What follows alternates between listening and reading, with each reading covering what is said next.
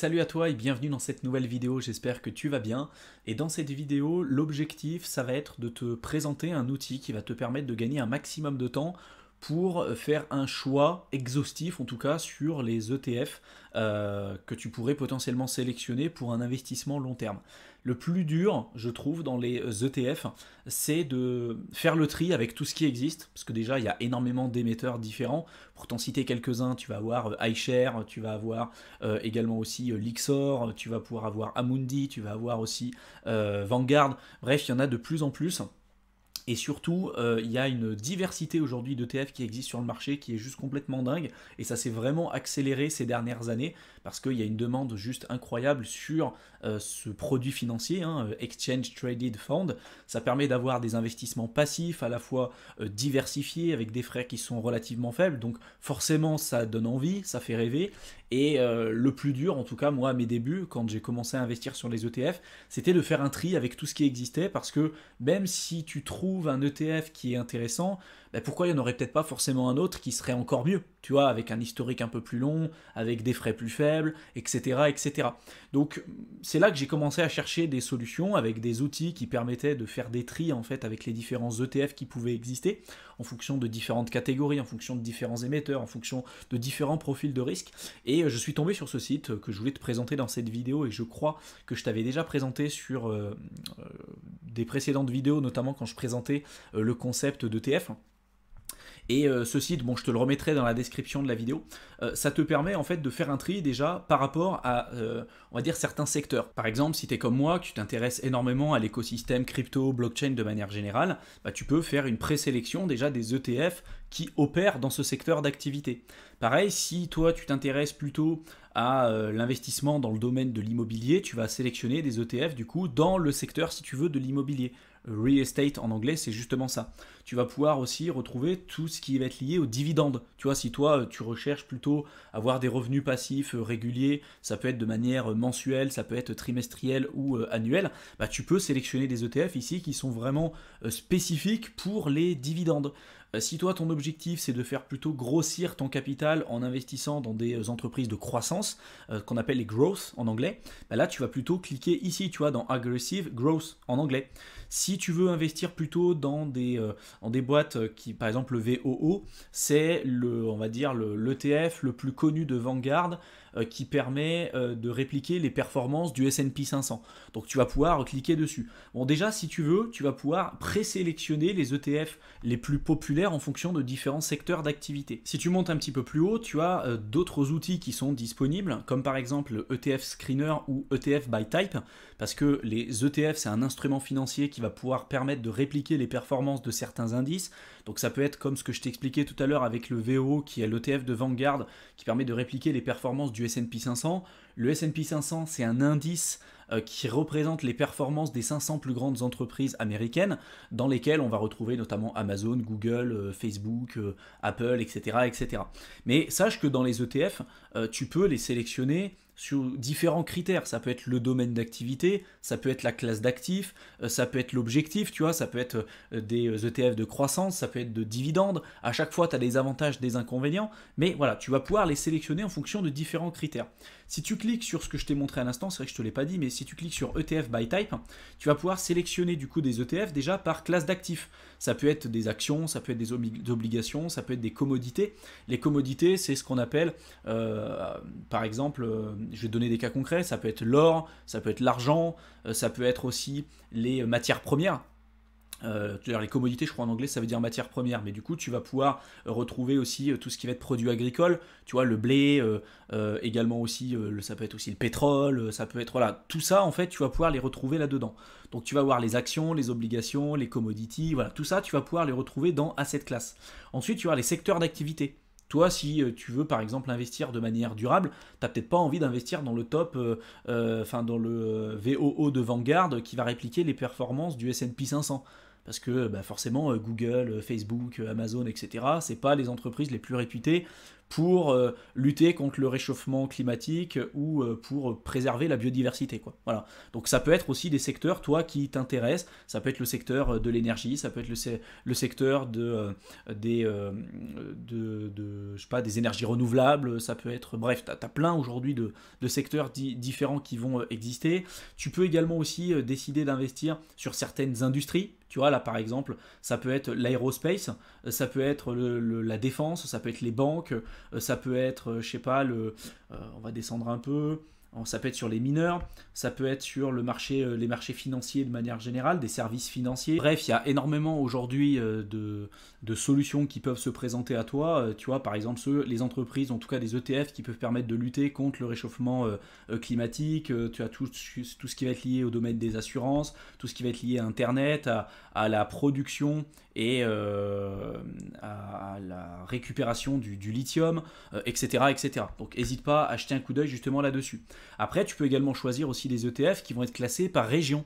Toi, tu peux très bien te dire, tiens, je vais investir par exemple en Afrique parce que je vois un avenir en Afrique, ou dans les pays émergents, ou en Europe, ou aux États-Unis, ou peu importe, tu vois, en Chine, au Canada, peu importe. Tu as plein d'ETF différents qui vont te permettre d'investir sur différentes régions. Tu vas pouvoir aussi investir sur différents pays. Ça peut être là, bond, c'est les obligations. Donc là, tu as des obligations court terme, long terme, ça peut être des obligations d'État, ça peut être des obligations d'entreprise. Donc là, pareil, il y a plein de sous-catégories d'obligations. Quand je t'ai parlé des obligations court terme, long terme, bah voilà hein, c'est la durée en fait des obligations. Plus on est sur des obligations longues, plus théoriquement on prend des risques et donc plus on doit avoir des rendements qui vont être intéressants parce qu'on va bloquer notre argent pour une durée longue. Et puis en plus de ça, il y a une inflation aujourd'hui qui est importante. Mais voilà, après c'est pas toujours le cas, surtout quand on est sur une inversion de la courbe des taux.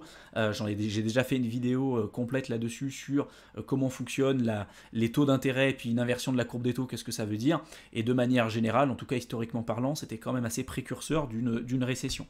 Tu vois, après là, tout ce qui est lié aux commodities, comme je te l'ai dit tout à l'heure, les matières premières, donc tu vas retrouver l'aluminium, tu vas retrouver le pétrole, tu vas retrouver le blé, le maïs, l'or, l'argent, etc. etc. Les ressources naturelles, ça peut être par rapport aussi à des devises, c'est vrai que je ne te l'ai pas dit tout à l'heure, mais tu peux investir sur des ETF qui vont être dénominés en dollars, d'autres en francs suisses, d'autres en euros, d'autres en yuan, en livres sterling, enfin voilà, tu as plein d'ETF comme ça aussi différents. Ça peut être, si tu veux investir dans l'immobilier, un ETF immobilier, ça peut être plutôt de l'immobilier en Asie, ça peut être en Europe, ça peut être aux États-Unis. Donc tu vois, en fait, n'hésite pas à jeter un coup d'œil, tu as une diversité aujourd'hui d'ETF qui est juste complètement dingue. Et en plus de ça, tu peux très bien te dire, bah moi, il y a une boîte par exemple qui m'intéresse.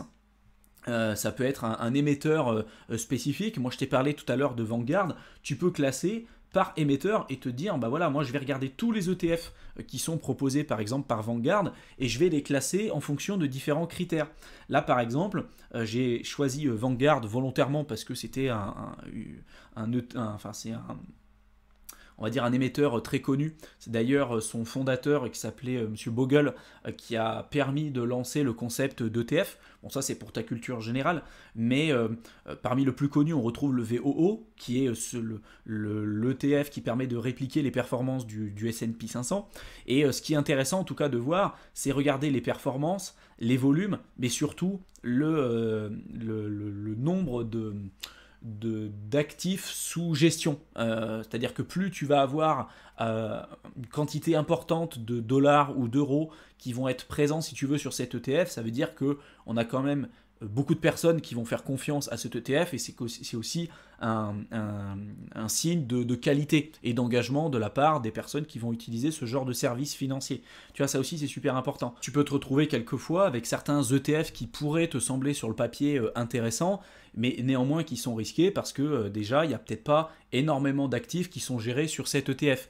Tu vois, moi en général j'investis plutôt sur des ETF qui sont connus, qui sont testés par le marché, sur lequel on a quand même un fort historique, avec des frais, donc qu'on appelle l'expense ratio, je t'en parlerai un petit peu plus tard, qui est le plus faible possible. Voilà, j'essaie de diversifier mon risque, j'ai fait pas mal de vidéos sur la chaîne à ce propos, mais il faut que tu sois conscient également aussi des potentiels problèmes que tu pourrais rencontrer sur des tout nouveaux ETF. Si tu es sur un ETF qui a 3 mois, bon bah voilà, tu sais pas si il arrive bien à répliquer les performances de l'indice qu'il essaye de répliquer. Si tu te rends compte que derrière il y a une liquidité trop faible, ça peut poser des problèmes. Voilà, si tu prends un ETF qui est censé te verser les dividendes, mais qui n'a pas suffisamment d'historique pour être sûr qu'il verse versement les dividendes, tu comprends bien que ça pose aussi des questions et des risques supplémentaires. Voilà, tout ça c'est des points à prendre en compte. Et pour moi, en tout cas, je sais que j'investis très peu sur des ETF qui vont avoir moins de 50 millions d'actifs sous gestion. Voilà, c'est mon critère personnel. Après toi, peut-être que tu peux décider d'investir sur des ETF qui vont avoir beaucoup plus. Mais voilà, moi je sais que 50 millions c'est le minimum.